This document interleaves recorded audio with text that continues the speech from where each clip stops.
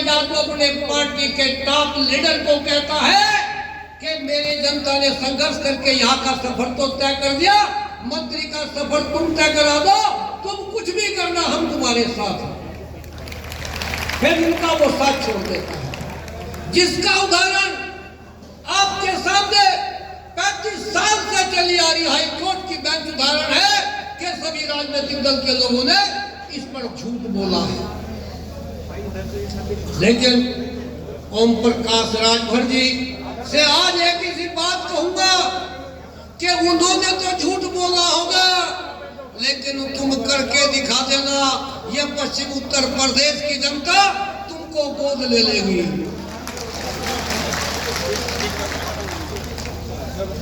अरे भाई, दुनिया में 3 किस्म के लोग होते हैं।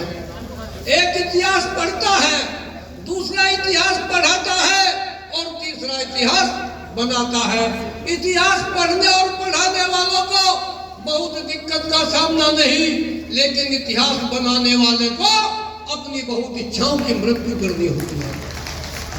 अरे लोग हमसे सवाल करते हैं कि मांडी जी, राजभर जी ने पहले क्यों इस्तीफा दिया था, दोबारा क्यों भारतीय जनता पार्टी में मंत्री बन गए?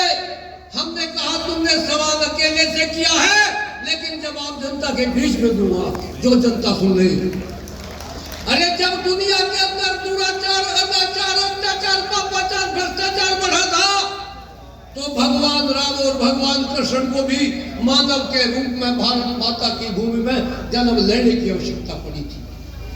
वो दुनिया के किसी देश, German, Japan, Holland, Netherland, America में जन्म ले सकते थे, लेकिन वो जानते थे कि देवी और देवताओं, ऋषियों और मुनियों, अल्लाह और ताला की अगर कोई मनपसंद की भूमि है तो भारत माता की भूमि है, और वहां करके उत्तर प्रदेश की जमीन को चुना था।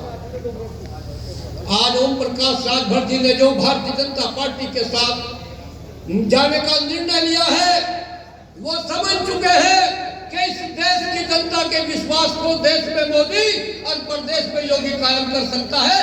उस हमन में आहुति डालने का काम और मैं कहता हूं कि भारत के 3 नेता हैं जिनमें इतिहास में ओम प्रकाश राजभर जी अगर दुनिया में अकेले हैं कि जो जिंदा हैं। सबसे पहले जनहित में डॉक्टर अंबेडकर ने इस्तीफा दिया था, जिनका गुणगान 117 देशों में दुनिया में होता है। दूसरे चौधरी चरण सिंह थे जो किसान के हित में इस्तीफा दिया था, और तीसरे ओम प्रकाश राजभर जी थे जिसने वंचित समाज को भागीदार मिलने के लिए उत्तर प्रदेश की सरकार से इस्तीफा दे दिया था। हमारे बीच में एक एडवोकेट बैठती है मीरा चौधरी। मैं एक बार वो मेरे से मिली कि मांडी जी मैं उनको देखती हूँ, पढ़ती हूँ, लेकिन केवल टीवी पर और चैनल पर देखती हूँ। आज उन्होंने मुझे फोन किया, इच्छा जाहिर की कि मुझे पता चला है कि ओम प्रकाश राजभर जी खतौली आ रहे हैं, मुझको भी साथ लेकर के चलो। वो मेरी साथ आई है, महिलाओं का भी हो तो 5-7 एडवोकेट लाई है। मैं कहता हूँ ये राजनीति, ये किसी के बाप की जागीर नहीं है। इसकी असली मालिक है देश की 140 करोड़ जनता। न इसका चेहरा होता, न इसका चाल होती, न चरित्र होता, कर्म होता, न धर्म होता, शर्म होती, न नीत होती, न रीत होती, न नियत होती, न जहनियत होती। जो जैसी जैसी मानसिकता के लोगों के हाथों में प्रवेश करती है, इसका चेहरा, इसकी चाल, इसका कर्म, इसका धर्म उसी के आधार पर बन जाया करता है। कभी कभी ऐसे लोगों को पद मिल जाता है, पद मिल जाने से पैसा भी आ जाता है, पैसा आ जाने से उसके आवागमन के साधन, रहन सहन का स्तर, भोग विलासता की वस्तु की आवश्यकता की पूर्ति तो हो सकती है, लेकिन उसकी मानसिकता को नहीं बदला जा सकता। उसका रिश्ता खून से होता है। देश की जनता ने उसके नेतृत्व को स्वीकार कर लिया हो, वही राजनीति कहलाती है। यही राजनीति रामचंद्र जी के हाथों में आई तो देश की भक्ति बन गई, कृष्ण तो देश की शक्ति बन गई, मायावती जी के हाथों में आई तो निजी संपत्ति बन गई। अरे अब भारतीय जनता पार्टी के मोदी जी के हाथों में आई तो विश्वास और विकास की नीति बन गई।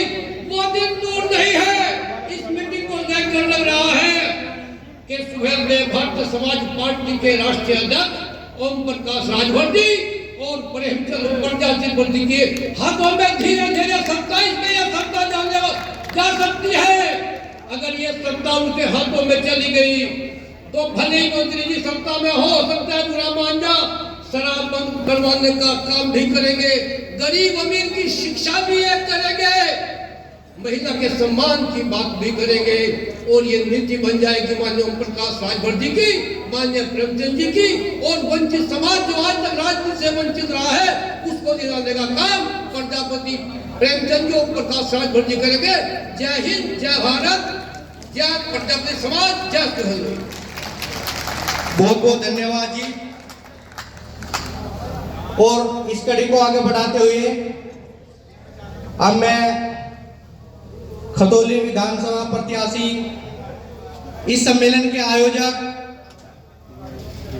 श्री रमेश प्रजापति जी से अनुरोध करूंगा कि वे हमारे मुख्य अतिथि, विशिष्ट अतिथि और हमारे अध्यक्ष जी का पगड़ी पहनाकर स्वागत करेंगे।